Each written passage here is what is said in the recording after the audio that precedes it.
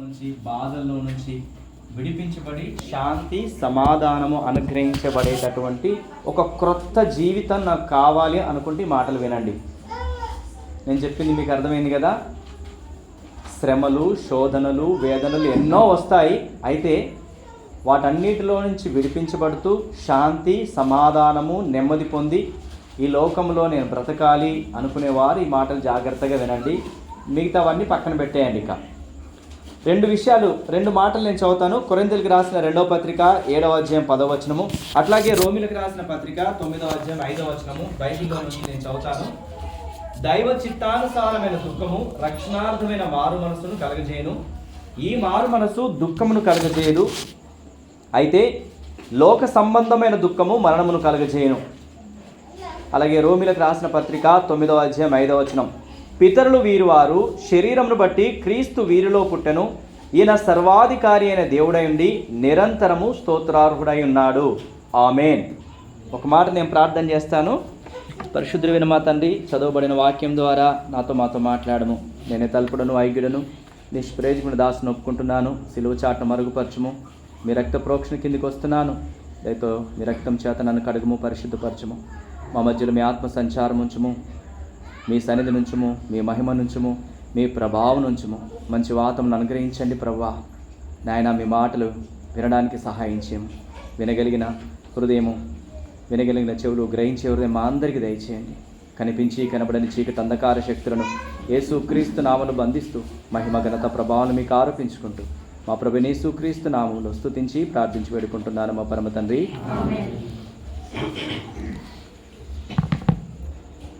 రెండు మాటలు నేను చదివాను. ఒకటో మాట నేను మళ్ళీ చదువుతాను. మొదటి మాట ఒకటి చదువుతాను. పితరులు వీరివారు శరీరం బట్టి క్రీస్తు వీరిలో పుట్టెను. ఈయన సర్వాధికారి అయిన దేవుడై ఉండి నిరంతరము స్తోత్రార్హుడై ఉన్నాడు. ఆమేన్ అని రాయబడింది. యేసుక్రీస్తు ప్రభులవారు ఎవరు అన్నది ఇక్కడ రాయబడింది. యేసుక్రీస్తు ప్రభులవారు ఎవరు అంటే ఆయన సర్వాధికారము కలిగినటువంటి దేవుడు. ఇది ఇట్లాగే ఉంచుదాం. యేసు ప్రభు ఎవరు అన్నది నేను చెప్పాను. ఈయన సర్వాధికారం కలిగినటువంటి దేవుడు అని. ఇది ఇట్లాగే ఉంచుదాం. ఇక ఇంకొక వచనం నేను చదివాను కదా, దీనికోసం కూడా చూద్దాము. దైవ చిత్తానుసారమైన దుఃఖము రక్షణార్థమైనటువంటి మారు మనసును కలుగజేస్తుంది. దైవ చిత్తానుసారమైనటువంటి దుఃఖము రక్షణార్థమైనటువంటి మారు మనసును కలుగజేస్తుంది. ఈ వచనాలు కూడా అట్లాగే ఉంచుతాం. ఇవి సందర్భానుసారంగా నేను ఈ రెండు వచనాలకు సంబంధించినటువంటివి నేను మీకు ఎక్స్ప్లెయిన్ చేస్తా. ఇప్పుడు మనం దేని గురించి ఆలోచన చేస్తామంటే, నేను ఎందుకు రక్షించబడ్డా, అసలు నేను ఎవరు, దాని గురించి మనం చూద్దాం. నేను ఎవరిని, నేను ఎందుకు యేసుక్రీస్తు ప్రభువారిని నమ్ముకున్నాను అని తెలియాలి. తర్వాత ఈ వచనాలకు సంబంధించినటువంటి, ఇప్పుడు చదవబడిన వచనాలకు సంబంధించినటువంటి అర్థం ఏంటి అసలు అది చూడాలి. దాని తర్వాత చివరిగా నిజమైన ఆశీర్వాదం పొందాలంటే ఏం చేయాలి అని ఒక కంక్లూజన్కి వస్తుంది. మనకి 3 విషయాలు చూస్తాం. నేను యేసుక్రీస్తు ప్రభువారిని ఎందుకోసం నమ్ముకున్నాను అన్న చూస్తాము. అయితే ఇప్పుడు చదవబడినటువంటి వాక్యాలు, బైబిల్లో రాయబడినటువంటి ఆ వాక్యాల యొక్క అర్థం ఏంటిది అని చూస్తాము. ఇవి ఆలోచన చేయడం ద్వారా అసలు మనకి ఆశీర్వాదం అనేది ఎలా వస్తుంది, నిజమైన ఆశీర్వాదం అంటే ఏంటి, దాన్ని ఎలా పొందుకోవచ్చు అనేది ఒక కంక్లూజన్కి వస్తాం. కాబట్టి చాలా జాగ్రత్తగా విందాం మనం. ఇప్పుడు నా గురించి నేను ఇంట్రడక్షన్ ఇస్తాను, నా గురించి నేను తెలియజేస్తాను. అసలు నేను ఎందుకు యేసుక్రీస్తు ప్రభువుని నమ్ముకున్నాను, నేనేంటి అన్నది చెప్తాను. నా పేరు చిట్యాల రవీందర్. మా నాన్నగారి పేరు రాజపోషం, మా అమ్మగారి పేరు రాజపోసు. మాది సొంత ఊరు వచ్చి ఇక్కడే కోటపల్లి మండలము, శంకరపురం గ్రామం. మా నాన్న సింగరేణి జాబ్ చేసేవాడు. ఆ కారణం చేత మేము శ్రీరాంపూర్లో ఉండేవాళ్ళం. శ్రీరాంపూర్లోనే నా విద్యాభ్యాసం అంతా కూడా జరిగింది. దాదాపు డిగ్రీ వరకు మేము అక్కడే చదువుకున్నాం. నేను అక్కడే చదువుకున్నాను. డిగ్రీ చదివేంత వరకు నాకు దైవభక్తి మీద ఎక్కువగా ఆసక్తి ఉండేది. రకరకాల పండుగలు వచ్చినా, లేకుంటే ఉపవాసాలు చేయడం అన్నా, దైవభక్తి చూపించడం అన్నా ఆసక్తి ఉండేది. కానీ దానికంటే మించి ఇంకొక ఆలోచన కూడా నా హృదయంలో ఎప్పటికీ ఉండేది. అసలు ఎవరు నిజమైన దేవుడు, అల్లానా, రాముడా, యేసు ప్రభువా, బుద్ధుని మార్గమా, జైన మతమా, సిక్కు మతమా, అసలు ఎవరు? సరేలే, ఎవరైతే మనకేంటి, మనము మన దేవుణ్ణి అయితే మనం కొలుస్తున్నాం కదా, మనం ఎక్కడికి పోవాలో అక్కడికి వెళ్తాం కదా అనేటటువంటి ఆలోచన కలిగి ఉండేవాడిని. అయితే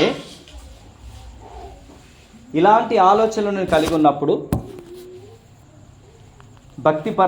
భక్తిగా నివసించాలని, దేవుని భక్తి చేయాలని అని నేను ఉన్నటువంటి క్రమం లోపల ఒక గొప్ప ఇన్సిడెంట్ నా జీవితంలో జరిగింది. ఒక గొప్ప ఇన్సిడెంట్ ప్రతి ఒక్కరి జీవితం లోపల అతి భయంకరమైనటువంటి దుఃఖము, ఎవరు తీర్చలేనటువంటి దుఃఖము, ఎవరు పూడ్చలేనటువంటి దుఃఖం ఒకటి ఉంటుంది. అదేంటంటే మరణము. మరణ వేదన ఎవరైనా తీర్చగలరా? మరణ వేదన ఎవరు తీర్చలేరు. అది నిజంగా చనిపోతే, ఎవరి కుటుంబంలో అయితే చనిపోతారో వాళ్ళకు మాత్రమే అది అర్థమవుతుంది. ఎందుకంటే జ్ఞాపకం వస్తూనే ఉంటారు వాళ్ళ కదలికలు మన కళ్ళ ముందు కనబడుతూనే ఉంటాయి. బట్ మరణ వేదన అది భయంకరమైనటువంటిది, దాన్ని ఎవరు కూడా పూడ్చలేరు. నా జీవితంలో కూడాను నేను 9వ తరగతి చదువుతున్నాను. అప్పుడు మా అమ్మ చనిపోయింది. దానికంటే ముందు నేను ఎంతో భక్తి చేసేటటువంటి అన్ని దేవీ దేవతలకు పూజించేవాడిని. మా అమ్మ దాదాపు సుమారు 1 సంవత్సరం వరకు అనారోగ్యంతో బాధపడుతుంది. అన్ని దేవీ దేవతలకు పూజిస్తూ వచ్చాను మా అమ్మ బ్రతకాలని. కానీ ఏ దేవుడు కూడా, నేను పూజించినటువంటి ఏ దేవీ దేవతలు కూడా మా అమ్మను బ్రతికించలేదు, చనిపోయాడు. చనిపోయిన తర్వాత అప్పుడు అసలు బ్రతికించలేనటువంటి ఈ దేవీ దేవతలు నాకెందుకు అని మా ఇంట్లో ఉన్నట్టు ఫొటోస్, నేను పూజించినట్టు ఫొటోస్ అన్నీ కూడా తీసేసి పడేశాను. ఎందుకనంటే మరణ వేదన అలాంటిది. నేను భక్తి చేశాను కదా, నేను ఉపవాసం ఉన్నాను కదా, ఎందుకు రక్షించలేదు మీరు నిజంగా దేవులైతే రక్షించాలి కదా అని అవన్నిటి కూడా తీసేశాను. అప్పుడు ఇక అసలు దేవుళ్ళు లేరు, ఎవరు లేరు అనేటటువంటి స్థితిలోనికి నేను మారిపోయాను ఆ సమయం లోపల. తర్వాత అది 10th అయిపోయింది, ఇంటర్మీడియట్ అయిపోయింది, డిగ్రీ ఫస్ట్ ఇయర్లో నాకు వివాహం జరిగింది. వివాహం జరిగిన తర్వాత కొన్ని సమస్యలు అనేది వచ్చినాయి. కొన్ని రకరకాల సమస్యలు, రకరకాల పరిస్థితుల గుండా వెళ్ళడం ప్రారంభమైంది. దాంతో నాకు ఒక సేవకుడు పరిచయం అయ్యాడు. ఎలాగంటే మా నాన్నగారు మళ్ళీ పెళ్లి చేసుకోవడము, మా అమ్మ క్రైస్తవురాలు, నేను అమ్మనే పిలుస్తాను ఎందుకంటే మమ్మల్ని అలాగే చూసుకుంటుంది కాబట్టి. మా అమ్మ క్రైస్తవురాలు, ఆమెని నేను ఏం చేసేవాడిని అంటే చర్చికి తీసుకెళ్ళు అని చెప్పేసి అంటే నేను చర్చికి తీసుకెళ్ళేవాడిని. నేను ఏమనుకునేవాడిని, ఆమె భక్తి ఏదో ఆమె చేస్తుంది, అమ్మ భక్తి ఏదో అమ్మ చేసుకుంటుంది, సో నేనైతే వెళ్ళి దించేసి వస్తాను అని చెప్పేసి అనేవాడిని. దాని తర్వాత నేను కూడా దించి రావడం, అమ్మని అక్కడికి దింపేసి చర్చిలో దింపేసి రావడం కాదు, నేను కూడా అక్కడ కూర్చుందామని కొద్ది సందర్భాల్లో కూర్చున్నాను కూడా. కూర్చుంటే నాకు అక్కడ కనబడింది ఏంటంటే క్రైస్తవ్యం లోపల నేను క్రీస్తు బహుద్వేషిని. యేసుక్రీస్తు ప్రభు అంటే నాకు అస్సలు పడదు, క్రైస్తవులు అంటే పడదు, వాళ్ళని తన్నాలనిపించేది నాకు పక్కన కూర్చుంటే. ఎవర్రా వీడు, పరాయి దేశానికి సంబంధించినటువంటి మతాన్ని తీసుకొచ్చేసి నా దేశంలో ప్రకటిస్తాడా వీడు అని తన్నే అంత కోపం వచ్చేది. కానీ మా అమ్మను బట్టి నేను చర్చికి వెళ్ళేవాడిని. అక్కడ నేను గమనించింది ఏంటంటే, ఒక మంచి క్రమాన్ని గమనించిన, మంచి పాటల్ని గమనించిన, మంచి ప్రేమను రుచి చూసిన, అరే ఇంత బాగున్నారా వీళ్ళు, మా దేశంలో కంటే మంచి పద్ధతి ఉన్న వీళ్ళ దగ్గర, మంచి మర్యాద ఉంది, అసలు మేమే మంచి వాళ్ళం, మేమంతా భారతీయులము, మా భారతీయులంతా చాలా మంచి వాళ్ళు, అయితే మాకంటే ఎక్కువ ప్రేమ చూపిస్తున్నారే వీళ్ళు, ఎంత బాగుంది. మన అందరము పెళ్ళిళ్ళు జరిగితే ఎట్లా తింటామని చెప్పండి, భోజనం ఎలా చేస్తాము, బప్సిస్టం ఏమైనా చేస్తామా పెళ్ళిళ్ళలో? పెద్దవాళ్ళు ఇక్కడ వాళ్ళు అందరూ తెలుసు, కూర్చొని భోజనం చేస్తాం, అవునా కాదన్నా? మన భారతీయ సాంప్రదాయం అంటే మన తెలంగాణలో అయితే నేను చిన్నప్పుడు చూసినప్పుడు కూర్చొని చక్కగా భోజనం చేస్తాం. కానీ ఇప్పుడు అంతా ఏ కల్చర్ ఉందని చెప్పండి, బప్సిస్టం. నేను అక్కడ చూసింది ఏంటంటే ఆ చర్చిలో అందరూ కూర్చొని భోజనం చేస్తున్నారు. అరే వీళ్ళు మా సాంప్రదాయాన్ని పాటిస్తున్నారే, మేము ఇప్పుడు బప్సిస్టాన్ని అలవాటు చేసుకున్నాం కానీ వీళ్ళు చక్కగా కూర్చొని భోజనం చేస్తున్నారే, వీళ్ళు చక్కగా ఉంది అని కొంత నాకు ఆలోచన కలిగింది. దాని తర్వాత రెండోది ఏంటంటే వాళ్ళు పాటలు పాడుతూ ఉన్నారు, కీబోర్డ్ ఇవన్నీ వాయిస్తూ ఉన్నారు. వీళ్ళు మంచి వాళ్ళుగా ఉన్నారు కాబట్టి వీళ్ళతో ఉంటే నేను కూడా కీబోర్డ్ నేర్చుకోవచ్చు, మంచి పాటలు నేర్చుకోవచ్చు అని చెప్పేసి అనుకొని అట్లా మందిరానికి వెళ్ళడం చేశాను. వాళ్ళు ఏదో మాటలు చెప్తున్నారు యేసుప్రభు గురించి, వాళ్ళ మాటలే వాళ్ళు చెప్పుకొని అని ఏదో వినట్టుగా ఉండేవాడిని. నేను అక్కడ యూత్ క్యాంప్ అని ఉండేది, అంటే యూత్కి సపరేట్గా చెప్పేవాళ్ళు, దాంట్లో కూడా వెళ్ళి కూర్చునేవాడిని. కానీ వాళ్ళు ఏం చెప్పేదో నాకు ఒక్క ముక్క అర్థం కాకపోయేది. మొత్తానికైతే కూర్చొని టైంపాస్ చేసి వచ్చేవాడిని. అట్లా నా లైఫ్ జరుగుతూ ఉంది. తర్వాత వివాహం జరిగింది. వివాహం జరిగిన తర్వాత కొన్ని ప్రాబ్లమ్స్ ఎదురయ్యాయి. ఈ ప్రాబ్లమ్స్ ఎదురైనటువంటి ఆ సమయం లోపల నాకు ఒక సేవకుడు పరిచయం అయ్యాడు. అప్పుడు మేము చెన్నూరుకు వచ్చేసాము. చెన్నూరుకు వచ్చిన తర్వాత ఒక సేవకుడు పరిచయం అయ్యాడు. ఆ సేవకుడు ఏమన్నాడంటే, నిజమైన దేవుడు ఉన్నాడు, యేసుక్రీస్తు ప్రభు ఆయన నమ్ముకుంటే అన్నీ వెళ్ళిపోతాయి, సమస్యలు అన్నీ పోతాయి, బాధలన్నీ పోతాయి, దుఃఖమంతా పోతుంది అని నాకు చెప్పాడు. ఎందుకంటే ఆయన సర్వాధికారం కలిగినటువంటి దేవుడు, ఆయన సమస్తాన్ని చేయగలిగినటువంటి దేవుడు, కాబట్టి నువ్వు ఆయన నమ్ముకో అని నాతో చెప్పాడు అన్నట్టు. ఇప్పుడు ఆ వాక్యాన్ని చదవండి. రోమిలకు రాసిన పత్రిక 9వ అధ్యాయం 5వ వచనంలో ఆ వాక్యం రాయబడి ఉంది. పితరులు వీరు వారు, శరీరం బట్టి క్రీస్తు వీరిలో పుట్టెను, ఈయన సర్వాధికారం కలిగిన దేవుడై ఉండి నిరంతరము స్తోత్రార్హుడై ఉన్నాడు అని రాయబడి ఉంది. ఆయన ఏం చెప్పాడు ఆ పాస్టర్ గారు నాతోనంటే, యేసుక్రీస్తు ప్రభుల వారు సర్వాధికారం కలిగినటువంటి దేవుడు, ఆయనకు అసాధ్యమైనది ఏదీ లేదు, అన్నీ తీసివేయగలడు ఆయన. నీ సమస్య అయినా, నీ రోగమైనా, బాధ అయినా ఏదైనా తీసివేయగలడు అని చెప్పాడండి. ఎలాగంటే ఆయన దయ్యాల్ని వెళ్ళగొట్టాడు, ఆయన అధికారం గల వ్యక్తి. ఆయన సముద్రాన్ని గద్దించాడు, గాలిని గద్దించాడు, నిమ్మలపరిచాడు, ఎందుకంటే ఆయన సర్వాధికారం కలిగిన వ్యక్తి. చనిపోయినటువంటి వ్యక్తి, ఒక చనిపోయిన వ్యక్తి సమాధి చేయబడిన తర్వాత 4 రోజులకి ఎవరైనా బ్రతుకుతారా? ఎవరు బ్రతికించరు. ఆయన సర్వాధికారం కలిగిన వ్యక్తి కాబట్టి, ఆయన అధికారం కలిగిన వాడు కాబట్టి ఆయన బ్రతికించినాడు.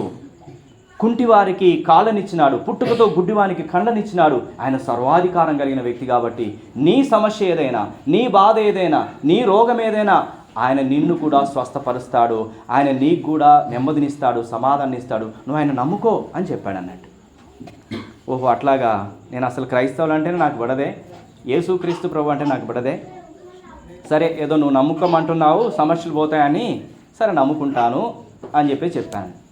ఆయన ఏమన్నాడంటే, సరే నమ్ముకుంటానంటే నమ్ముకోవడం కాదు, నువ్వు ఒకటి నమ్మాలి. యేసుక్రీస్తు దేవుడని నమ్ముతానంటున్నావు, ఆయన సర్వాధికారంగా దేవుడని నమ్ముతానంటున్నావు, కరెక్టే, కానీ ఇంకొకటి నమ్మాలి నువ్వు అని చెప్పేసి అన్నాడు. ఇంకొకటి ఏంటంటే ఆయన సర్వాధికారం కలిగినటువంటి దేవుడు, ఆయన భూలోకానికి వచ్చినాడు. భూలోకానికి వచ్చి నీ పాపానికి రావలసిన శిక్ష అంతా తన మీద వేసుకొని సిలువలో నీ వంతుకు చచ్చిపోయి సమాధి చేయబడి తిరిగి లేచినాడని కూడా నమ్మాలి అన్నాడు. అదంతా నాకేం అర్థం కాలే. ఏంది ఇది? ఆయన వచ్చాడంట భూమి మీదకి, నా పాపాల కొరకు చనిపోయాడంట. అది ఏం అర్థం కాలే. సరేలే, నువ్వు అనుమన్నట్టుగా అంటానని చెప్పాను. నాకు కావాల్సింది ఏంటి చెప్పండి? సమాధానం కావాలి, సంతోషం కావాలి, సమస్యల నుంచి విడుదల కావాలి. నాకు కావాల్సింది అదే. పాస్టర్ గారు ఏమంటున్నారు?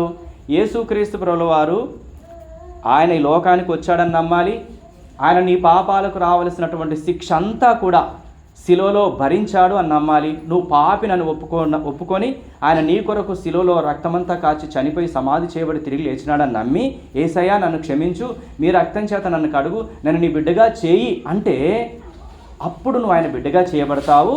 అప్పుడు ఆయన నీ సమస్యలు అన్నీ కూడా తీసేస్తాడు అని చెప్పాడు.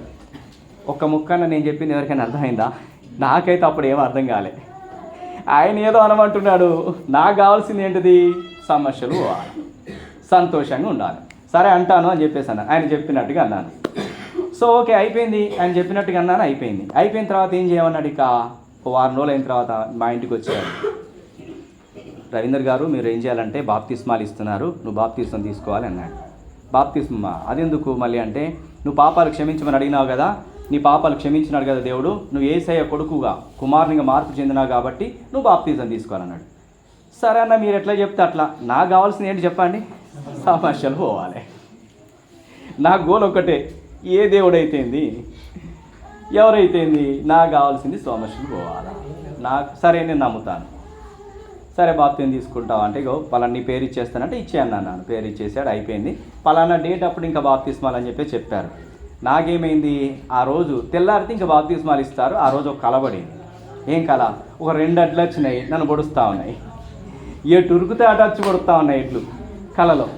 అరే వదిలిపెడతలేవు అవి నన్ను. ఇక నాకు చాలా భయమై పొద్దున్నే లేచిపోయినా. 10 గంటలకు మేము అక్కడికి CCCకి వెళ్ళాలి. పొద్దున్న 7 గంటలకు ఉరికినా పాస్టర్ దగ్గరికి. పాస్టర్ గారు, బాప్తిజం లేదు, గిప్తిజం లేదు, ఏది లేదు, ఎడ్లు వచ్చినాయి, పొడుతానే రాత్రి అంతా. నాతోనిగా అది ఏమనుకుంటున్నావు నువ్వు? అది మా దేవి దేవతలు, అవి నీకు తెలియదు.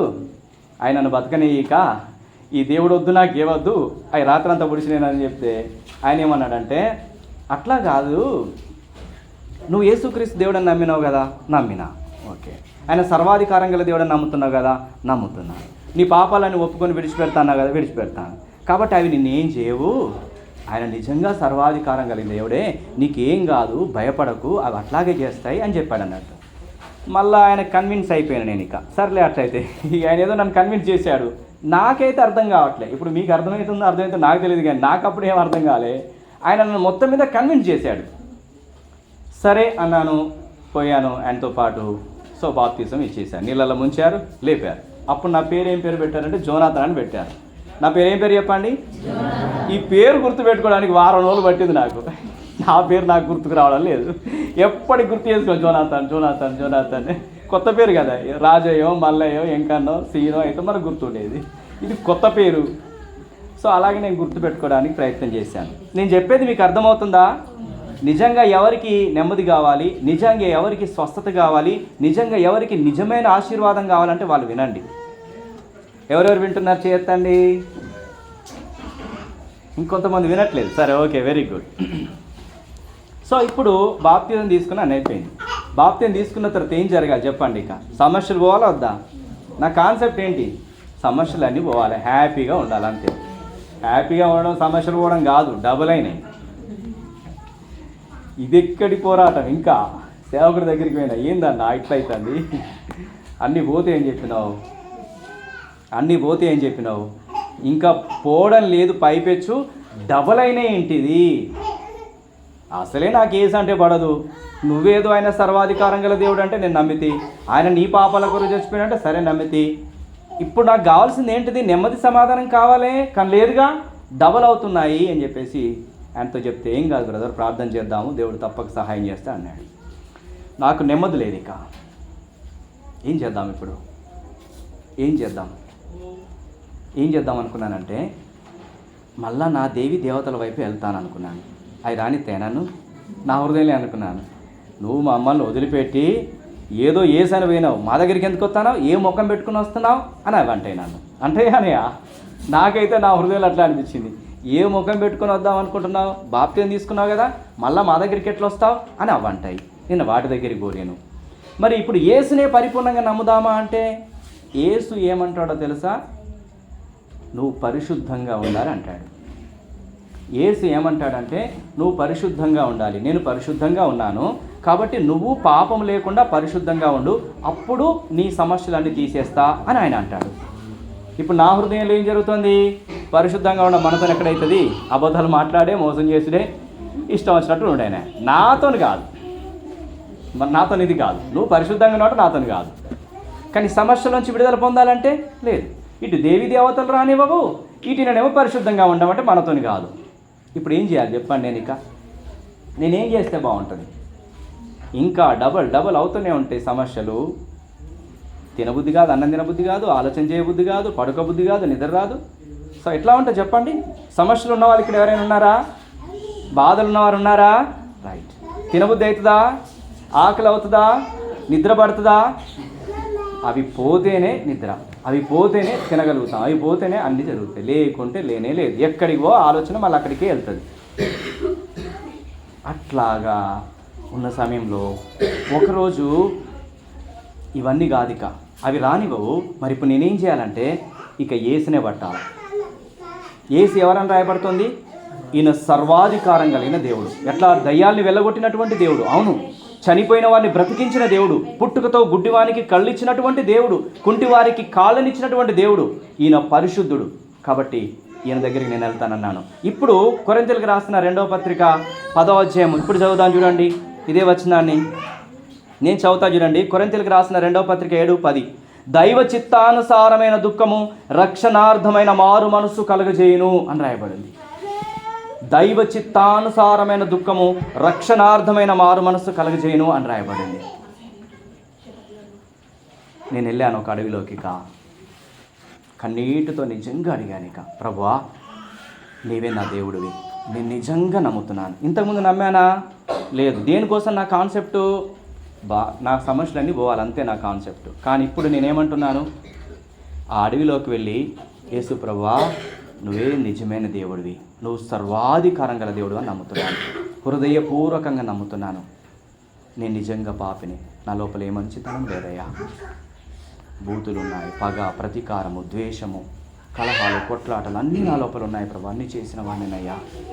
అయితే నన్ను క్షమించు, మీ రక్తం చేత నన్ను ఇప్పుడే కడుగు, నా ప్రతి పాపాన్ని నేను ఒప్పుకుంటున్నాను, అన్నీ వదిలిపెడతాను, నన్ను నీ బిడ్డగా చెయ్యయ్యా అని కన్నీటితో నిజంగా ప్రార్థన చేశాను. యథార్థంగా నేను చెప్తున్నాను, ఆ అడవిలో ఒంటరిగా కన్నీటితో ప్రార్థన చేశాను. రక్షణార్థమైనటువంటి మారు మనసు, దైవ చిత్తానుసారమైన దుఃఖము రక్షణార్థమైన మారు మనసును కలుగజేయను అని చెప్పి రాయబడింది కదా. నేను ఏ విధంగా ప్రార్థన చేస్తున్నాను? దుఃఖము చేత ప్రార్థన చేస్తున్నాను, కన్నీటితో ప్రార్థన చేస్తున్నాను. ప్రభువా, మీ రక్తం చేత నా పాపాలన్నీ కడిగయ్యా. నువ్వు నిజమైన దేవుడు అని నమ్ముతున్నాను, నీవే దేవుడు అని నమ్ముతున్నాను. నేను నిజంగా పాపిని అని నమ్ముతున్నాను. నా పాపానికి రావలసిన శిక్షను భరించవని నమ్ముతున్నానయ్యా. మీ రక్తం చేత నా పాపాలన్నీ కడుగు, నన్ను నీ బిడ్డగా ఇప్పుడే చెయ్యి. నువ్వు ఏది చెప్తే అది చేస్తా, ఇది చేయమంటే అదే చేస్తా, ఇది వద్దు అంటే ఇక అది చెయ్య అని 100% తీర్మానం చేసుకున్నాను. ఇక పాపము జోలికి వెళ్ళను, పరిశుద్ధంగా నీ కొరకు జీవిస్తానని తీర్మానం చేసుకున్నాను. అదే క్షణము, అప్పుడే చెప్పనాశక్యము మహిమాయుక్తమైన సంతోషాన్ని దేవుడు నాకు ఇచ్చాడు. అంటే ఎగిరి గంతులేసే సంతోషం నాకు. అప్పటి వరకు సమస్య సమస్య సమస్య అని నేను బాధపడేవాడిని కదా. ఇప్పుడు ఏమనుకుంటున్నా తెలుసా? ఇప్పుడే చచ్చిపోతే బాగుండు, ఇప్పుడే చచ్చిపోతే బాగుండు అనిపిస్తుంది నాకు. ఎందుకని? ఈ లోకంలో ఉన్నన్ని రోజులన్నీ సమస్యలు, బాధలు, ఇరుకులు, ఇబ్బందులే. కానీ ఇప్పుడు నేనేమయ్యాను? నా పాపములన్నీ తుడిచివేయబడ్డాయి, నా పాపములన్నీ కొట్టివేయబడ్డాయి. నేను పరిశుద్ధునిగా దేవుని కుమారునిగా చేయబడ్డాను. ఇప్పుడు నేను చచ్చిపోతే ఎక్కడికి వెళ్తా చెప్పండి?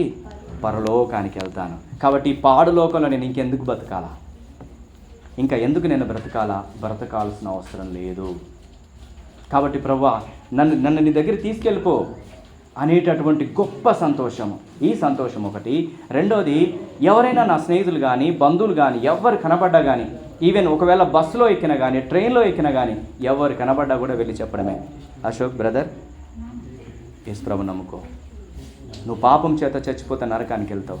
యేసయ్యా, నేను నిజంగా పాపిని, మీ రక్తం చేత కడుగు, నన్ను నీ బిడ్డగా చెయ్యి అని ఒక్క మాట అంటే చాలయ్యా, నువ్వు నరకంలో నుంచి తప్పించబడి పరలోకానికి వెళ్తావు అని చెప్పేవాని. ఎందుకని? నరకం ఉంది. పాపంతో చచ్చిపోతే ఎక్కడికి వెళ్తాం? నరకానికి వెళ్ళిపోతాం. కానీ పాపములు క్షమించబడితే పరలోకంలో నిత్యత్వంలో మనం ఉంటాము అనేటటువంటి చెప్పేవాడిని. త్వరగా యేసే దగ్గరికి వెళ్ళిపోవాలనే ఆశ పెరిగింది. సమస్యలు ఏమీ లేదు. ఇక రెండవది, ఎవరు కనబడ్డా కూడా అందరూ రక్షించబడి పరలోకానికి వెళ్ళాలని చెప్పడం ప్రారంభించినాను.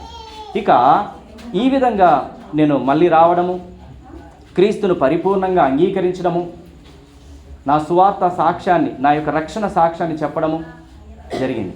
ఇది జరిగిన తర్వాత పరిపూర్ణంగా నా హృదయాన్ని ఇచ్చానా? ఇప్పుడు పరిపూర్ణంగా నా పాపాలు ఒప్పుకున్నానా? క్షమించబడ్డానా? ఇది జరిగిన తర్వాత దేవుడు చేసేటటువంటి కార్యాన్ని ఇప్పుడు నేను మీకు చెప్తాను. బ్రదర్స్, లోపలికి రండి. ఇప్పుడు ఇంకొక ప్రాముఖ్యమైనటువంటి విషయం ఉంది. నిజంగా నువ్వు మేలు పొందాలనుకుంటే, ఆశీర్వాదం పొందాలనుకుంటే అసలైంది ఇప్పుడు ఉంది, చెప్తాను. నేను రక్షించబడ్డాను, నా పాపములన్నీ క్షమించబడ్డాయి, నేను దేవుని కుమారునిగా చేయబడ్డాను కదా.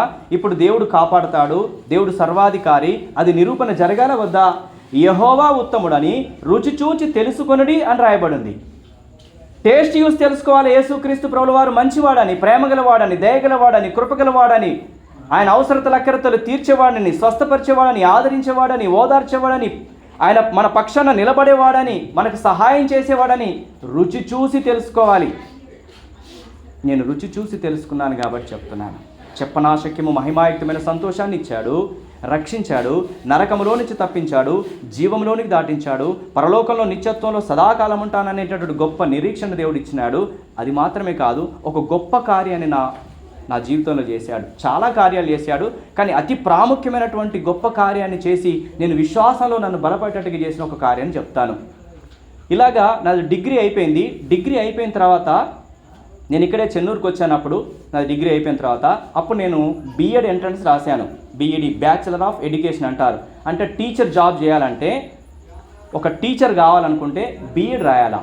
బీఎడ్ ఎంట్రన్స్ రాసి బీఈడి చేసిన వాళ్ళు మాత్రమే టీచర్ కాగలుగుతారు. నేను ఆ బీఈడి ఎంట్రన్స్ రాశాను. రాసిన తర్వాత నాకు ర్యాంక్ వచ్చింది. ఆ ర్యాంక్ ప్రకారం నేను కౌన్సిలింగ్కి వెళ్ళాలి. ఆ ర్యాంక్ ప్రకారం నేను ఎక్కడికి వెళ్ళాలంటే కౌన్సిలింగ్కి వెళ్ళాలి. ఆ సంవత్సరము అంటే సుమారు 2004 సంవత్సరం అనుకుంటాను. 2004 సంవత్సరంలో దేవుడు నాకు ఇచ్చినటువంటి వాగ్దానం ఏంటంటే, నీ వద్దకు వచ్చి నిన్ను ఆశీర్వదించదను. ఏంటి వాగ్దానం చెప్పండి? నీ వద్దకు వచ్చి దేవుడే నా దగ్గరికి వచ్చి నన్ను ఆశీర్వదిస్తాడంట. ఎంత బాగుందో కదా. ఇప్పుడు మనం ఏమని ఆలోచన చేస్తున్నాం? ఆశీర్వాదం కావాలా వద్దా? అంతేనా? ఆశీర్వాదం కావాలంటే దేవుడే మన దగ్గరకు వచ్చి ఆశీర్వదిస్తాననే వాగ్దానం నాకు ఇచ్చాడు. ఓ చాలా బాగుంది ఇది అనుకున్నాను. ఎంట్రన్స్ రాశాను, నాకు ర్యాంక్ వచ్చింది. సో ఎంట్రన్స్కి సంబంధించినట్టు కౌన్సిలింగ్ జరుగుతుంది. 4 ప్లేసులలో అప్పుడు కౌన్సిలింగ్ జరిగేది. అప్పుడు ఆంధ్రప్రదేశ్ ఉండేది కాబట్టి తిరుపతిలో, విజయవాడలో, విశాఖపట్నంలో, హైదరాబాద్లో, వరంగల్లో ఈ 4 ప్లేసులలో కౌన్సిలింగ్ జరుగుతుంది. నేను ఎక్కడికి వెళ్ళానంటే హైదరాబాద్కి వెళ్ళాను కౌన్సిలింగ్ కోసమని. అప్పుడు వెళ్ళేటప్పుడు ఒక విషయం జరిగింది. నా దగ్గర కేవలం 500 రూపాయలు మాత్రమే. వరంగల్కి వెళ్ళాను, క్షమించండి, వరంగల్కి వెళ్ళాను. వరంగల్కి వెళ్ళే ముందు ఏంటంటే నా దగ్గర 500 రూపాయలు మాత్రమే ఉండే ఛార్జీలకు మాత్రమే. మా నాన్నగారి దగ్గరికి వెళ్ళాను. నాన్న, నేను అంతకుముందు ఏం రాశానంటే పాలిటెక్నిక్ ఎంట్రన్స్ రాశాను. దాని తర్వాత డిగ్రీ కొరకు BCA ఎంట్రన్స్ ఉండే, ఆ ఎంట్రన్స్ రాశాను. వాటి కౌన్సిలింగ్ కొరకు మా నాన్నయ్య వచ్చాడు నాతో పాటు. ఇప్పుడు కూడా B.Ed ఎగ్జామ్ ఎంట్రన్స్ రాశాను కాబట్టి దాని కౌన్సిలింగ్ కూడా మా నాన్నతో చెప్పాను. నాన్న నువ్వే రా అంటే, ఇప్పుడు నేను రాలేను లేరా, కానీ నువ్వే వెళ్ళేసే అని చెప్పాడు. సరే నాన్న నేనే వెళ్తాను అని చెప్పాను. మా నాన్న ఉద్దేశం ఏంటంటే ఇంకెక్కువ చదువుకోవాలి, వీడు సపోర్ట్ చేయాలా. నేను సపోర్ట్ చేసేంత లేదు కాబట్టి, వీడికి పెళ్ళయింది కదా, వీళ్ళ అత్తమామలైనా సపోర్ట్ చేయాలన్న ఉద్దేశంతో, నువ్వు కంపల్సరీ సీటు నువ్వు రావాలా, సీటు రాకపోతే ఇంట్లో కాలు పెట్టొద్దురా అని చెప్పేసాను ప్రేమతోని. సరే నాన్న అని మా నాన్నతో నేను ఏం మాట అన్నానంటే, నాకు ఈ మాట ఎప్పటికీ గుర్తు. నాన్న, నువ్వు నన్ను ఎంత ప్రేమిస్తున్నావో దానికి కొన్ని వేల కోట్ల రేట్లు యేసు ప్రభు నన్ను ప్రేమిస్తున్నాడు. అది మంచిదైతే, అది క్షేమకరమైందైతే, అది నాకు మేలైందైతే ఆ BD సీట్ నాకు వస్తుంది, లేకుంటే ఆయన నాకు ఇవ్వడు అని చెప్పాను. అలాగా మా నాన్న దగ్గర నుంచి నేను బయటకు వచ్చేసాను. నా దగ్గర కేవలం 500 రూపాయలు మాత్రమే ఉన్నాయి. అప్పుడు మా మిస్సెస్తో చెప్పాను, నువ్వు కూడా నాతో పాటు వచ్చేసే కౌన్సిలింగ్ కానీ. ఇద్దరం కలిసి వరంగల్ కౌన్సిలింగ్కి వెళ్ళాం. ఛార్జెస్కి ఎంత ఉన్నాయి? 500 రూపాయలు మాత్రమే ఉన్నాయి. అవి ఛార్జీలకు మాత్రమే సరిపోతాయి. వెళ్ళాము, కౌన్సిలింగ్ దగ్గరికి వెళ్ళాం. మేము సర్టిఫికెట్స్ అన్నీ కూడా పట్టుకొని వెళ్ళాం. ఇక్కడ ఒక చిన్నది జరిగింది. ఏం జరిగిందంటే, సో మా నాన్న సింగరేణి జాబ్ చేస్తాడుగా. సింగరేణి జాబ్ చేసినప్పుడు ఇన్కమ్ సర్టిఫికేట్ ఇస్తారా? ఇవ్వరు. సో ఇవ్వాలంటే ఇంక కష్టం, అది ఇవ్వరు. కాబట్టి నేను తీసుకోలేదు, ఇన్కమ్ సర్టిఫికేట్ తీసుకోలేదు నేను. ఎందుకంటే అబద్ధాలు ఆడి లేకుంటే ఏదో చేస్తున్నాడని మోసం చేసి తీసుకోవడం నాకు ఇష్టం లేదు. ఎందుకని? యేసుక్రీస్తు ప్రభు నమ్ముకున్నాగా. మోసం చేయొచ్చా? లంచాలు ఇవ్వచ్చా? లంచాలు తీసుకోవచ్చా? తీసుకోరాదు. అట్లా అబద్ధం ఆడొద్దని చెప్పేసి నేను తీసుకోలేదు సర్టిఫికేట్. ఇన్కమ్ సర్టిఫికేట్ తప్పు సర్టిఫికేట్ తీసుకోవద్దని నేను తీసుకోలేదు. ఇన్కమ్ సర్టిఫికేట్ లేదు, క్యాస్ట్ సర్టిఫికేట్ ఉంది. ఇంకా మిగతా సర్టిఫికేట్స్ అన్నీ కూడా, డిగ్రీ వరకు చదివిన సర్టిఫికేట్స్ అన్నీ కూడా తీసుకొని కౌన్సిలింగ్కి వెళ్ళాను నేను. కౌన్సిలింగ్కి వెళ్ళిన తర్వాత ఫస్ట్ రూమ్, చాలా రూమ్స్ ఉంటాయి అక్కడ, దాదాపు 7 రూములు ఉంటాయి. 7 రూమ్లలో ఒక్కొక్క రూమ్లో ఒక్కొక్కటి జరుగుతూ ఉంటుంది. అప్పుడు చాలా ప్రాసెస్ ఉండేది, ఇప్పుడు సింప్లిఫై అయింది కానీ అప్పుడు చాలా ప్రాసెస్ ఉండేది. ఫస్ట్ రూమ్లోకి వెళ్ళగానే నా సర్టిఫికేట్స్ అన్ని చూశాడు, ర్యాంక్ కార్డు చూశాడు, తీసుకెళ్ళిపోయారు. సెకండ్ రూమ్లో పంపించారు. సెకండ్ రూమ్లోకి వెళ్ళిన తర్వాత అప్పుడు మళ్ళీ సర్టిఫికేట్ వెరిఫికేషన్ చేసి, బాబు నీది ఇన్కమ్ సర్టిఫికేట్ ఏది అని అడిగాడు. నా దగ్గర ఇన్కమ్ సర్టిఫికేట్ లేదు సార్ అన్నాను. లేకపోతే 10,400 రూపాయలు 10,800 రూపాయలు ఫీజు అవుతుంది, సో ఆ ఫీజు కడతావా అన్నాడు అన్నట్టు. నా దగ్గర ఎంత ఉంది చెప్పండి? అవి ఛార్జీలో కొంత ఖర్చు అయిపోయాయి. ఇంకా 10,000 అవి ఎక్కడి నుంచి వస్తే మన దగ్గర డబ్బులు లేవు సార్ అన్నాను. నీ దగ్గర ఇన్కమ్ సర్టిఫికేట్ లేదు, డబ్బులు లేవు, సీట్ ఎట్లా వస్తానని వచ్చినావు నువ్వు అని అడిగాడు. నేను సైలెంట్గా చూస్తూ ఉన్నాను. బాబు నువ్వు వెళ్ళిపోవచ్చు ఇక అన్నాడు. ఎట్లుంటుంది చెప్పండి? ఎంత బాధ ఉంటుంది. చాలా అసలు ఇంకా కళ్ళల్లోకి నీళ్ళు వచ్చేసినాయి. మా నాన్నతో నేను ఏమని చెప్పొచ్చాను చెప్పండి? నాన్న, దేవుడు నన్ను ప్రేమిస్తే, దేవుడు నన్ను నీకంటే ఎక్కువగా ప్రేమిస్తున్నాడు. ఆయన మంచి చేసేటటువంటి దేవుడు కనుక ఆయన నా మేలైంది అయితే నాకు కంపల్సరీ ఇస్తాడు. నేను నమ్ముతున్నాను నా దేవుడు ప్రేమ గలవాడని. తల్లిదండ్రుల కంటే, అన్నదమ్ముల కంటే, అక్క చెల్లెల కంటే యేసుక్రీస్తు ప్రభువారు ఎక్కువగా ప్రేమించే దేవుడు. ప్రభా నువ్వు నన్ను ప్రేమించే దేవుడు కదా, మరి సీటు నా ముందే మాయమైపోతుందే ఎలాగా అని ఒక రకమైన బాధ నా లోపల వస్తుంది. దుఃఖం కళ్ళెమ్మటి ఇట్లా వచ్చేస్తున్నాయి. కానీ ఏంటి? మేలైందే దేవుడు చేస్తాడు, బాధపడొద్దు. బాధపడచ్చా? ఇక మేలైంది చేస్తాడా దేవుడు, కీడైంది చేస్తాడా? మేలైందే చేస్తాడు. నిన్న నేను కూడా మళ్ళీ ఆదికాండం నుంచి నిన్న స్టార్ట్ చేశాను. ఆదికాండం మొత్తం కూడా మొదటి అధ్యాయం అంతా కూడా ఆయన ఎలా చేశాడు? మంచిది మంచిది మంచిది, చాలా మంచిదిగా చేశాడు ఆయన. మంచి చేసే దేవుడు ఆయన.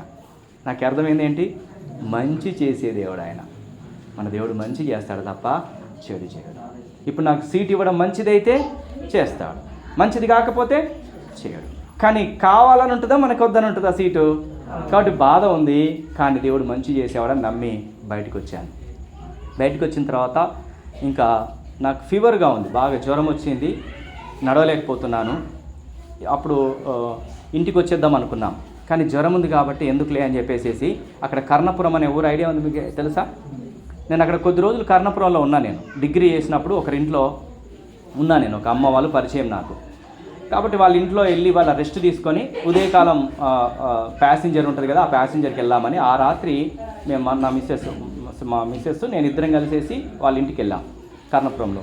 వాళ్ళ ఇంటికి వెళ్ళిన తర్వాత అక్కడికి ఒక అమ్మ వచ్చింది. అక్కడికి ఒక అమ్మగారు వచ్చారు. ఆమె ఎందుకోసం వచ్చిందంటే కర్ణపురానికి వాళ్ళ కూతురు ఇంటర్మీడియట్ లెక్చరర్. వాళ్ళ కూతురు ఇంటర్మీడియట్ లెక్చరరు. ఆమె పేపర్ వాల్యుయేషన్ చేస్తుంది, పేపర్లు దిద్దడానికి వెళ్ళిపోతుంది. ఆమెకు ఒక చిన్న బాబు ఉన్నాడు. ఈమె ఆ డ్యూటీకి అటు వెళ్ళిపోతే ఆ చిన్న బాబుని పట్టుకోవాలంటే ఎవరైనా కావాలిగా. కాబట్టి వాళ్ళ అమ్మ వచ్చింది అన్నట్టు. ఈమె డ్యూటీకి వెళ్ళగానే ఆ చిన్న బాబుని పట్టుకొని ఉంటుంది. మళ్ళీ డ్యూటీ నుంచి రాగానే ఈమె ఏం చేస్తుంది అంటే ఎవరింట్లోనైనా ఒకరింట్లో ప్రార్థన కూడిక పెడుతుంది. ఆ ఊరికి వచ్చి ఆమె ఒక 4-5 రోజులు అవుతుంది అంతే. ఆ ఊరిలో ఎవరైనా తెలుస్తుందా ఆమెకి? ఎవరు తెలియదు. నేనే ఆమెకు తెలుసా? ఆమె పోనీ నాకు తెలుసా? తెలియదు. ఆమె వచ్చిన ఉద్దేశం ఏంటి? వాళ్ళ మనవడిని పట్టుకోవడానికి వచ్చింది అంతే. కానీ ఆమె ఏం చేస్తుంది? ఆమె దేవుని బిడ్డ కాబట్టి సాయంత్రం కాగానే ఎవరైనా ఒకరింట్లో వెళ్ళడము, ప్రార్థన కూడిక పెట్టడము, దేవుని వాక్యం చెప్పడము, ప్రార్థన చేయడం ఆమె డ్యూటీ. ఆ రోజు మేము ఎవరింట్లో అయితే వెళ్ళామో ఆ ఇంట్లో ప్రార్థన కూడిక పెట్టింది. సో నేను కూడా ఆ ప్రార్థన కూడికలోనే ఉన్నాను. కానీ జ్వరం వచ్చిందిగా పడుకొనే వింటున్నాను వాక్యం చెప్పేది.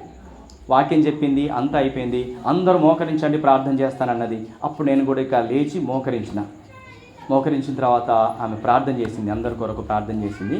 ప్రార్థన చేసిన తర్వాత నా దగ్గరికి వచ్చింది. ఆమె నా దగ్గరికి వచ్చి ఏమని చెప్తుందంటే, ఆమె బాబు నువ్వెవరో నాకు తెలియదు, కానీ దర్శనంలో నేను ఒక విషయాన్ని చూశాను. నాకు దర్శనం కనబడుతుంది. ఆ దర్శనంలో యేసుక్రీస్తు ప్రభు వచ్చి ఒక 100 రూపాయల నోట్ల కట్ట తీసుకొచ్చి నీకు ఇవ్వడము దర్శనం నేను చూశాను ప్రార్థనలో అని అన్నాను. నేను ఆమెకు తెలుసా? ఆమె నాకు తెలుసా? దేవుడు ప్రేమ గలవాడా కాదా? దేవుడు ప్రేమ గలవాడైతే ఎక్కడి నుంచైనా డబ్బులు పుట్టించగలడు, ఎక్కడి నుంచైనా ఇవ్వగలడు. అప్పుడు నేను ఆమెతో చెప్పాను, అమ్మా నేను పలానా ఊరు మాది చెన్నూరు. నేను ఇట్లా బిఎడ్ ఎంట్రన్స్ కోసం వచ్చాను. ఇన్కమ్ సర్టిఫికేట్ లేదని చెప్పడంతో వాళ్ళు నాకు సీట్ ఇవ్వలేదు. ఫీజు అయినా కట్టు, లేదంటే కనుక ఇన్కమ్ సర్టిఫికేట్ అయినా తీసుకురా అని చెప్పారు. నా దగ్గర ఇన్కమ్ సర్టిఫికేట్ లేదు, అలాగే డబ్బులు కూడా నా దగ్గర లేవు కాబట్టి నేను ఇంటికి వెళ్ళిపోతున్నాను ఇక. అయితే జ్వరం వచ్చింది కదా, ఆ జ్వరం వచ్చిన కారణం చేత ఈ అమ్మ వాళ్ళ ఇంట్లో నేను ఈ రోజు ఉండి ఉదయకాలం ఇంటికి వెళ్దాం అనుకుని వీళ్ళ ఇంట్లో ఉన్నానమ్మా అని చెప్పాను. అప్పుడు ఆమె ఏమంటుందంటే, బాబు నేను నా ఇల్లు నమ్మాను, నా దగ్గర 70,000 రూపాయలు ఉన్నాయి. రీసెంట్గానే నా ఇల్లుని అమ్మకానికి పెట్టాను, అమ్మిన డబ్బులు 70,000 రూపాయలు నా దగ్గర ఉన్నాయి. నీకు ఎంత కావాలో చెప్పు. దేవుడు నాకు చూపించాడు, నా దగ్గర డబ్బులు ఉన్నాయి కాబట్టి దేవుని నేను మహిమపరచాలి కాబట్టి నీకు ఎంత కావాలి, ఎప్పుడు కావాలో చెప్పు అంది. ఎవరైనా ఇస్తారా? ఎవరిస్తారు? నాకమ్మ 10,000 11,000 రూపాయలు కావాలి. రేపు మరలా 8 గంటలకు నాకు కౌన్సిలింగ్ స్టార్ట్ అవుతుంది. నాకు 8 గంటలకే కౌన్సిలింగ్ స్టార్ట్ అవుతుంది కాబట్టి నాకు 7 గంటలకు ఇస్తే కనుక 6 గంటలకు అనుకుంటాను, ఉదయం ఇస్తే కనుక నేను డబ్బులు తీసుకొని వెళ్ళిపోతానమ్మా అని చెప్పాను. కాబట్టి ఆ అమ్మ సరే అట్లయితే నేను ఉదయకాలం రేపు వచ్చి నీకు ఆ డబ్బులు ఇచ్చేస్తాను అని చెప్పింది. ఏదైనా బాండ్ పేపర్ రాయించిందా? ఎవరైనా ఇస్తారా? అప్పు 10 రూపాయలు అడగండి చూద్దాం. అంతెందుకు, బస్సు ఎక్కిన తర్వాత ₹1 తక్కువ ఇచ్చేసి ₹1 లేదనుకోండి, అశోక్ ₹1 ఎవరో బాబు నా దగ్గర ఛార్జింగ్లో ₹1 ఏమంటే ఇట్లా చూస్తారా చూడరా? ఇస్తారా ₹1 ఎవరన్నా? ₹1 ఎందుకు ఎవరు ఎక్కమని ఆయన బస్సు అంటారు. కండక్టర్ అయినా పోనీలే అంటాడా? దిగు అంటాడా అన్నాడా? కానీ నా యేసయ్య ఊరు లేదు, అక్కడ ఎవరో తెలియదు, నాకు అవసరమైన డబ్బులైనా తీసుకొచ్చి ఇచ్చాడు. నాకు ఇచ్చిన వాగ్దానం ఏంటి చెప్పండి? నీ యొద్దకు వచ్చి, ఇది కదా ఆశీర్వాదం అంటే. ఆయన చేయగలుగుతారా? చేయలేడా? ఆయన తండ్రి కంటే ప్రేమ గలవాడా కాదా? ఆయన దయగలవాడా కాదా? ఆయన కృపగలవాడా కాదా? ఆయన ప్రేమ గలవాడా కాదా? అసలు ఎంత ఏడుపు వచ్చిందంటే, ప్రభువా నువ్వు నిజంగా ఎంత మంచివాడు, ఎవరు చేయగలరు, ఎవరు ఇవ్వగలరయ్యా అట్లాగా. ఆమె డబ్బులు తీసుకొచ్చిన తర్వాత ఆ డబ్బులను అట్లాగే పట్టుకొని దేవుని స్తుతించి ఇంక నేను వెళ్ళిపోయాను. వెళ్ళిన తర్వాత మరి సీట్ ఉండాలిగా, డబ్బులైతే ఇచ్చాడు, మరి సీటు కూడా కావాలిగా. ఎక్కడెక్కడ జరుగుతుంది? హైదరాబాద్లో కౌన్సిలింగ్ జరుగుతుంది, వరంగల్లో జరుగుతుంది, విజయవాడలో జరుగుతుంది, తిరుపతిలో జరుగుతుంది, విశాఖపట్నంలో జరుగుతుంది కౌన్సిలింగ్. అంటే పెద్ద స్క్రీన్ ఉంటుంది, ఆ స్క్రీన్ మీద ఎక్కడెక్కడ కాలేజెస్ ఉన్నాయో అక్కడక్కడ సీట్లు అన్నీ కనబడుతూ ఉంటాయి మనకి. మన కళ్ళ ముందే సీట్లు అన్నీ మాయమైపోతూ ఉంటాయి. ఎందుకంటే మనం ఇక్కడ వరంగల్లో నేను ఉన్నాను కదా, వరంగల్లో నా ముందులో డిస్ప్లే అయినటువంటి సీటు మాకంటే ముందు విశాఖపట్నం వాడు బుక్ చేసుకోవచ్చు, మాకంటే ముందు హైదరాబాద్లో వాళ్ళు బుక్ చేసుకోవచ్చు, మాకంటే ముందు తిరుపతిలో ఉన్నవారు బుక్ చేసుకోవచ్చు. కళ్ళ ముందే మాయమైపోతుంది. తెలుసా మీకు? అది ఉండొచ్చా సీట్లు? ఉండే అవకాశం లేదు. ఇంకొకటి ఏంటంటే, నేను ముందు రోజు వెళ్ళాను కదా, నా ముందు రోజు వరకే దాదాపు సీట్లు అన్నీ అయిపోయినాయి. కొన్ని 2, 3, 1, 4 అట్లా సీట్లు మాత్రమే నెక్స్ట్ రోజుకి మిగిలినాయి.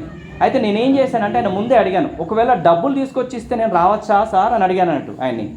రావచ్చు బాబు, నువ్వు రేపు రావచ్చు డబ్బులు తీసుకొని వస్తే, కానీ కండిషన్ ఏంటంటే సీట్లు ఉంటే ఇస్తాము, లేకుంటే లేదు, నీ అజమాయిషి ఏముండదని చెప్పారు. కానీ నేను ఆ డబ్బులు పట్టుకొని ఆయన దగ్గరికి వెళ్ళాను. ఫస్ట్ రూమ్లో ఎంట్రన్స్ అయిపోయాను. ఎంట్రన్స్ అయిన తర్వాత వాళ్ళకి అదే చెప్పాను నేను, సార్ నేను నిన్నటి క్యాండిడేట్ని, నాది నిన్నటి ర్యాంకు, నా దగ్గర ఇన్కమ్ సర్టిఫికేట్ లేదు, డబ్బులు కూడా లేకుండే, ఈరోజు నేను డబ్బులు తీసుకొచ్చాను సార్ అని చెప్పాను. సో అప్పుడు నాకు ఏం చేశారంటే, నాకు ఒక క్యాండిడేట్ని, ఒక అటెండర్ని ఇచ్చాడు. వాళ్ళు ఏం చేశారంటే ఒక అటెండర్ని ఇచ్చాడు.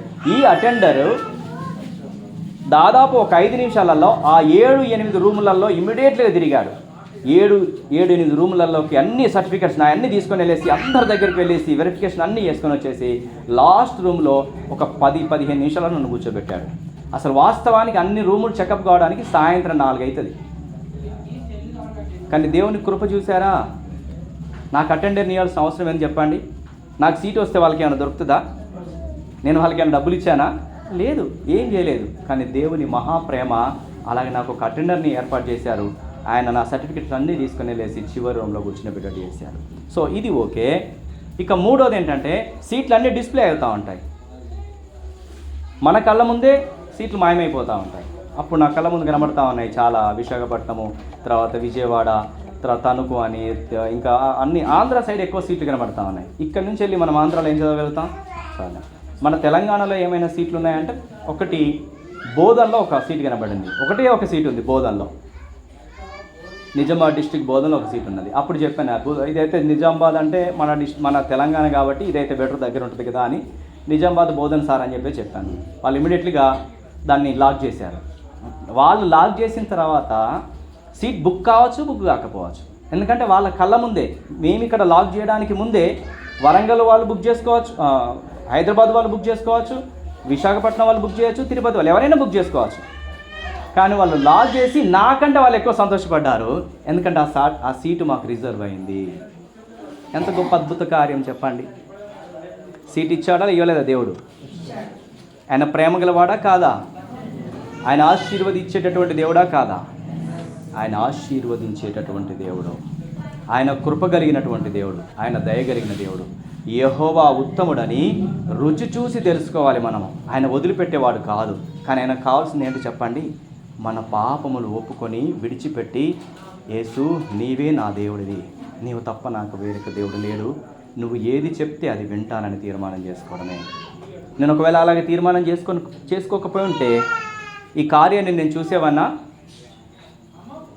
దేవుడు ప్రేమించి నాకు సీట్ ఇచ్చాడా లేదా? తన వాగ్దానాన్ని నెరవేర్చలేదా? ఇది ఆశీర్వాదము. అయితే దీనికి మించిన ఆశీర్వాదం ఉంది. అది ఇప్పుడు మీతో చెప్తాను. దీనికి మించిన ఆశీర్వాదం ఏంటో తెలుసా? ఈరోజే నువ్వు చచ్చిపోతే ఎక్కడికి పోతావు? ఈరోజే నువ్వు చచ్చిపోతే ఎక్కడికి పోతావు చెప్పండి? నిజంగా నేను ఒక ఛాలెంజ్ వేశాను. ఒక అతను వచ్చి, ఇద్దరి మధ్యలో సంభాషణ జరిగిందంట.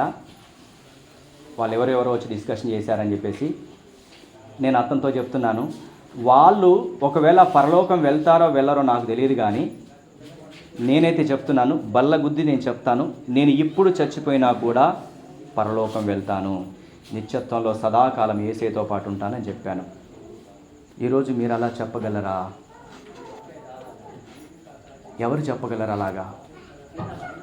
నేను నిజంగా పరలోకంలోకి వెళ్తాను, నేను నరకానికి వెళ్ళను, దేవుడి దగ్గర నేను ఉంటాను అని ఎవరు చెప్పగలరు? ఈరోజు నువ్వు చెప్పేటట్టుగా చేయడమే దేవుని యొక్క ఉద్దేశము. నిన్ను సదాకాలము దేవుని చెంత ఉండనివ్వడమే దేవుని యొక్క ఉద్దేశం కనుక ఈ మాటలు నీకు వినిపిస్తున్నాడు. నువ్వు నరకానికి వెళ్ళడము నీ సృష్టికర్త అయిన దేవునికి, సర్వాధికారం కలిగిన ఆ యేసుక్రీస్తు ప్రభుకి ఇష్టం లేదు. తల్లి గర్భంలో ఆయన చేతులే మనకు రూపాన్ని ఇచ్చినాయి. నిన్ను నరకంలో వేయడం ఆయనకి ఇష్టం లేదు. నువ్వు పరలోకంలో నిత్యత్వంలో ఉండడం ఆయనకి ఇష్టం కనుక ఈరోజు ఆ సత్యాన్ని నీకు తెలియజేస్తున్నాడు. నువ్వు ఈరోజు పరలోకం వెళ్ళగలవా? వెళ్ళగలవు. ఏం చేయాలా? డబ్బులు ఇవ్వాలా? పొలం రాసి ఇవ్వాలా? గొర్రె మేకలు ఇవ్వాలా? ఏది అవసరం లేదు. నిజంగా నేను పాపి, నన్ను ఒప్పుకుంటే చాలు. యేసయ్యా నేను పాపిని, నా పాపానికి రావలసిన శిక్ష మీరు శిలలో భరించారని నమ్ముతున్నాను. మీరు కార్చిన రక్తం చేత నా పాపాలని కడుగు, నన్ను నీ బిడ్డగా చేయి అని నువ్వు హృదయపూర్వకంగా ఈరోజు నువ్వు అంటే చాలు. 100% నీ పాపములు ఒప్పుకున్నది వాస్తవమైతే, నన్ను క్షమించు అని అడిగింది వాస్తవమైతే, నేను నీ కొరకు ఇక పరిశుద్ధంగా బ్రతుకుతాను అని తీర్మానం చేసుకున్నది వాస్తవమైతే 100% ఆయన నిన్ను క్షమించింది వాస్తవము. ఆయన ఏమంటాడంటే, నీ పాపములు తూర్పుకు పడమరెంత దూరం అంత దూరం విసిరేస్తానంటాడు. వాటిని మరెన్నటికి నీ జ్ఞాపకము చేసుకొను అంటాడు. వాటిని నా వీపు వెనకాల వేసుకుంటాను అని చెప్తాడు యేసుక్రీస్తు ప్రభువు వారు. అన్నీ తీసేస్తాడు, నిన్ను పరిశుద్ధునిగా చేస్తాడు, నరకములో నుంచి తప్పించి జీవంలోనికి దాటిస్తాడు, పరలోకంలో నిత్యత్వంలో సదాకాలం ఉండే ధన్యతను ఆయన అనుగ్రహిస్తాడు. ఈ ఆశీర్వాదం నీకు కావాలా? లేదంటే ఇదే పాపంతో కనుక నువ్వు చనిపోతే నరకములో యుగాలు కాలిపోతావు. జాగ్రత్త. అక్కడ అగ్ని ఆరదు, పురుగు చావదు, కేకలు, పెడబొబ్బలు, అరుపులే. అక్కడి నుంచి విడిపించే వాళ్ళు ఎవరు ఉండరు. అయితే ఈరోజు నువ్వు అక్కడికి వెళ్ళకూడదనే యేసుక్రీస్తు ప్రభువు, ప్రేమ కలిగిన దేవుడు, మన సృష్టికర్త అయిన యేసుక్రీస్తు ప్రభువు వారు నీకు తెలియజేస్తున్నాడు. నీ పాపములు ఒప్పుకొని విడిచిపెట్టు, క్షమించబడతావు, పరలోకంలో నిత్యత్వంలో సదాకాలం ఆయనతో పాటు ఉంటావు. ఆయన ఆశీర్వదించే దేవుడు, ఆయన నీకు తోడై ఉండి నడిపించే దేవుడు. శ్రమలలో నుంచి విడిపిస్తాడు, పాపములో నుంచి విడిపించి పరలోకాన్ని ఇస్తాడు. ఈరోజు ఆయన చెంతకు నువ్వు రాగలుగుతావా? ఈరోజు నువ్వు రాగలిగితే నీకెంత మేలు, ఎంత క్షేమము. అందుకని యేసుక్రీస్తు ప్రభువు వారిని నేను నమ్ముకున్నాను. నా సమస్యలు నుంచి దేవుడు విడిపించాడా లేదా? గొప్ప సంతోషాన్ని ఇచ్చాడా లేదా? నాకు తోడై ఉన్నాడా లేడా? నన్ను నడిపిస్తున్నాడా లేదా? మరి అలా ఈరోజు నేను నడిపించాలని యేసుక్రీస్తు ప్రభువు వారు మాట్లాడుతున్నాడు. నీకు తోడై ఉండాలని నడిపించాలని మాట్లాడుతున్నాడు. యేసు చెంతకిద్దాం. ప్రభువా నువ్వు నాకు కావాలని అడుగుదాం. నువ్వు ఏ రోజైనా పర్వాలేదు, ఎప్పుడైనా పర్లేదు, ఎలాంటి పరిస్థితులైనా పర్లేదు, ఆయన దగ్గరికి వచ్చి అడిగితే ఆయన క్షమిస్తాడు. ఒక విషయాన్ని నేను ధ్యానిస్తూ ఉన్నాను. నేను దొంగతనం చేశాను అనుకోండి, దొంగతనం చేశాను, పోలీసుల దగ్గరికి వెళ్ళి నేను దొంగతనం చేశానంటే ఊరుకుంటాడా వాడు? అసలు నేను దేరుగా వెళ్ళి ఆయన అడగగలుగుతానా? అడగలుగుతామా? భయం ఉంటుంది, ఖచ్చితంగా కొడతాడని భయం ఉంటుంది. అవునా కాదా? కానీ ఈరోజు ప్రభు చెప్తున్నాడు, నువ్వు ఎంత ఘోర పాపివైనా పర్వాలేదు, యేసయ్య దగ్గరికి వస్తే నిన్ను కొట్టడు, తిట్టడు, నిన్ను క్షమిస్తాడు. క్షమించే దేవుడు నీకున్నాడు. ఆయన నిన్ను కొట్టడాయన, నిన్ను తిట్టడాయన, నిన్ను గద్దించడాయన, నిన్ను ప్రేమించే యేసయ్య నీకున్నాడు. తల్లి తండ్రి ఎలాగైతే ఆదరిస్తారో, తమ హక్కున చేర్చుకుంటారో, అలాగే యేసయ్య నువ్వు ఎలాంటి పాపివైనా పర్లేదు, నిన్ను హక్కున చేర్చుకోవడానికి ఆయన చేతులు చాచించినాడు. యేసు దగ్గరికి వస్తావా? నీ ప్రతి సమస్య నుంచి, ప్రతి రోగం నుంచి, ప్రతి బాధలో నుంచి, ప్రతి ఇబ్బందిలో నుంచి, ప్రతి పాపంలో నుంచి ఆయన నిన్ను విడిపించి పరిశుద్ధునిగా చేసి నీ అవసరతక్కరత తీర్చి పరలోకంలో నిత్యత్వంలో ఉండేటట్టు నిన్ను నడిపిస్తాడు. కాబట్టి ఆయన చెంతకొద్దాము. ఒకవేళ నేను ఈరోజు ఆయన చెంతకొస్తాను, నిజంగా నా పాపములన్నీ ఒప్పుకుంటాను, విడిచిపెడతాను, యేసు ఎలా చెప్తే నేను అలాగే చేస్తాను, నేను పరలోకంలో ఉండాలి, నేను ఆశీర్వదించబడాలి అన్నవారు మీరు చేతి చూపిస్తే నేను ప్రార్థన చేస్తాను. నిజంగా ఈరోజు అబద్ధం చెప్పొద్దండి. నువ్వు అబద్ధం చెప్తున్నావా నిజం చెప్తున్నావు యేసు ప్రభువుకి తెలుసు. Very good. మీ కొరకు నేను ప్రార్థన చేస్తాను. ఒక్కసారి మోకరించండి.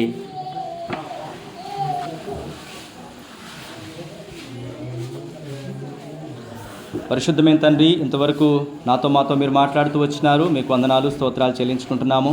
ఎవరైతే నిజంగా ఈరోజు ఒప్పుకుంటున్నారో వారిని బట్టి మీకు వందనాలు. వాళ్ళలో మీ రక్షణ కార్యం జరిగించండి. ఈరోజు వాళ్ళ హృదయాలు మీకు ఇవ్వడానికి సహాయం చేయము. తమ పాపములన్నీ క్షమించము తండ్రి. నరకములో నుంచి తప్పించి జీవంలోనికి దాటించు. వారికి తోడైండము. తల్లి మరిచినా, తండ్రి మరిచినా మరువని దేవుడవు, మార్పు చెందని దేవుడవయ్యా, సృష్టికర్త అయిన దేవుడవు, సర్వాధికారం కలిగిన దేవుడవు. ఈరోజు వారి పాపములన్నీ క్షమించి రక్షించమని ప్రభువా ఇంకా ఎవరైతే రక్షణ తీర్మానం చేసుకోకుండా ఆగుతున్నారో వారిని కూడా దయతో దర్శించమని, పరలోకంలో నిత్యత్వంలో సదాకాలం ఉండే ధన్యతను దయచేయమని మమ్మల్ని మేము తగ్గించుకుంటూ మీ నామాన్ని హెచ్చిస్తూ మా ప్రభువైన యేసుక్రీస్తు నామములో స్తుతించి ప్రార్థించి వేడుకుంటున్నాను మా పరమ తండ్రి.